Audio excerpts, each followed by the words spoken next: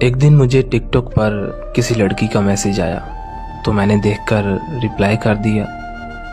مجھے روز لوگوں کے میسج آیا کرتے تھے کیونکہ میرا سوشل میڈیا اکاؤنٹ ہے۔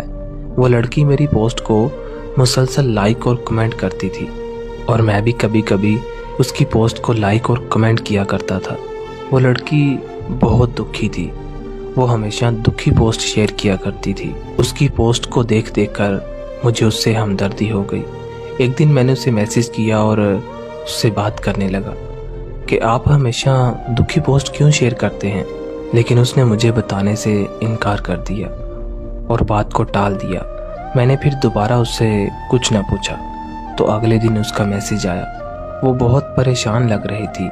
میں نے پریشانی کی وجہ پوچھی تو اس نے مجھے بتایا کہ میرا کوئی دوست نہیں ہے، کیا تم مجھ سے دوستی کرو گے؟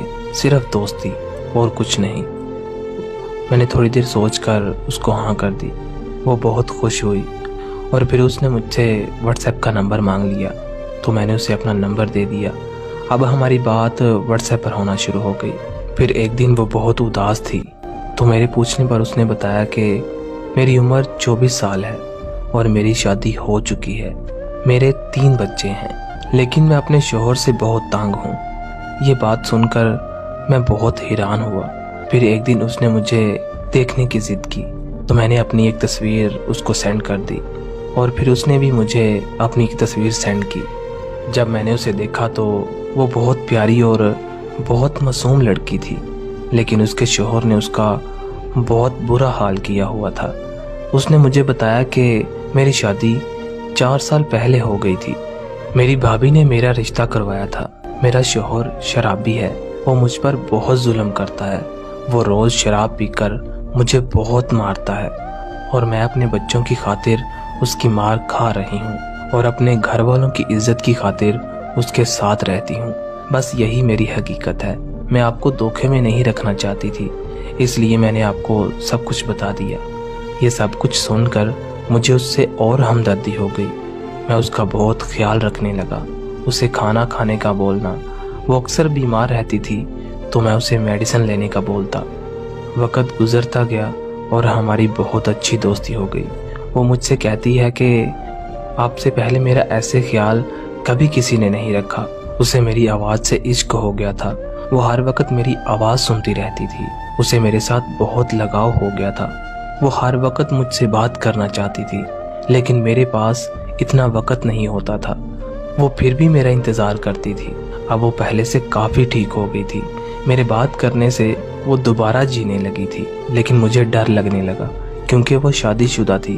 اگر اس کے شوہر کو پتہ چل گیا تو وہ مجھ پر کیس کر دے گا۔ میں نے اس سے بات کرنا کم کر دیا تو وہ پریشان ہو گئی کیونکہ وہ میرے بغیر نہیں رہنا چاہتی تھی۔ وہ بہت خوش تھی میرے ساتھ۔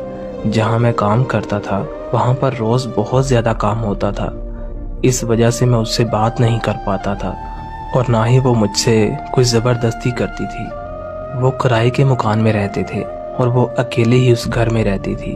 وہ اپنے شوہر سے اکثر کہتی تھی کہ آپ تو صبح کام پر چلے جاتے ہو، میری طبیعت ٹھیک نہیں رہتی، آپ کے جانے کے بعد اگر مجھے کچھ ہو گیا تو میں کیا کروں گی، اس لیے مجھے واپس گاؤں لے چلو۔ پر وہ نہ مانتا، وہ بہت روتی۔ جب میں اس سے بات نہ کرتا تو اس کی طبیعت خراب ہو جاتی۔ ایک دن تو اس نے حد کر دی۔ مجھے بولتی ہے اگر آج آپ نے مجھ سے بات نہ کی تو میں چھت سے کود کر اپنی جان دے دوں گی۔ میں بہت ڈر گیا۔ اس واقعہ کے بعد میں اس سے جان چھڑانے لگا کہ کہیں یہ کچھ غلط نہ کر لے۔ وہ مجھ سے کہتی تھی کہ آپ صرف مجھ سے بات کیا کرو، مجھے اور کچھ نہیں چاہیے۔ پھر کچھ دنوں کے بعد عید آ گئی۔ وہ واپس اپنے گاؤں جا رہے تھے۔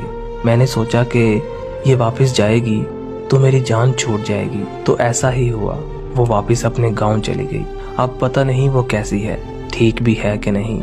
عجیب سی بے چینی لگی رہتی ہے، بے سکونی سی کیفیت ہے، جیسے میں نے غلط کیا ہو اس کے ساتھ۔